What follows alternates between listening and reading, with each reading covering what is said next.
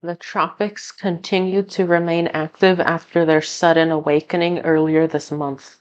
In this video, we are going to take a look at the latest information on Tropical Storm Franklin, located north of the Caribbean. Then we will take a look at a new disturbance which is likely to form and eventually impact Florida.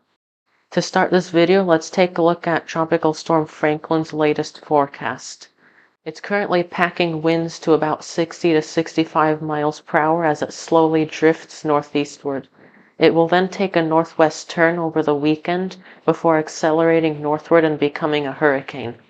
Franklin looks to safely pass by Bermuda as a hurricane on Monday and Tuesday of next week, and thankfully the chances are increasing that Franklin will not impact Bermuda too heavily.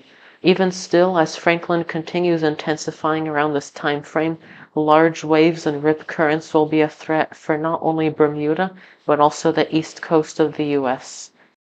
Franklin will really start moving along quickly by midweek next week, when we have to start watching out for Atlantic Canada. Because this is more than 5 days out, the forecast track doesn't quite go far out enough. When we are at this range, we use spaghetti models to see what multiple weather models are predicting. As you can see, most of the weather models are consistent with Franklin safely passing by Bermuda and Atlantic Canada, but some of them do show a close approach or even landfall, especially on Newfoundland. These are trends that we will need to watch in the coming days, so if you do live in the Canadian Maritimes, make sure you are monitoring this situation. Next up, let's talk about that new disturbance that popped up near Central America. We're seeing some scattered thunderstorm activity around low pressure today, and we expect this to continue materializing as we go through this weekend into next week. It does seem very likely that this will become at least a tropical depression or storm before impacting Florida next week, although uncertainty does remain about how strong it will get. Interestingly, this setup is very similar to Hurricane Ian last year.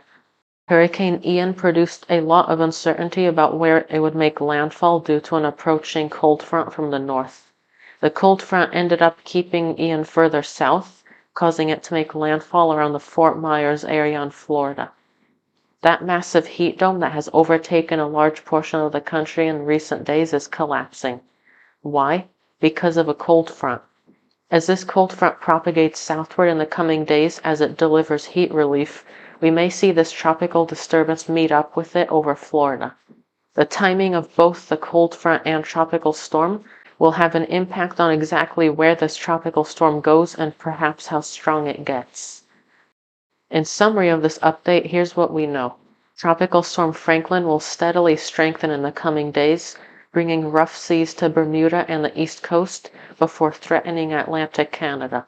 A new tropical disturbance with a rising chance of development will impact Florida next week, with the main question being how strong it will get. If you would like to receive new updates on this developing situation, as well as live coverage as these systems occur, please make sure you subscribe to this channel. Thank you for watching, and I'll see you on the next one.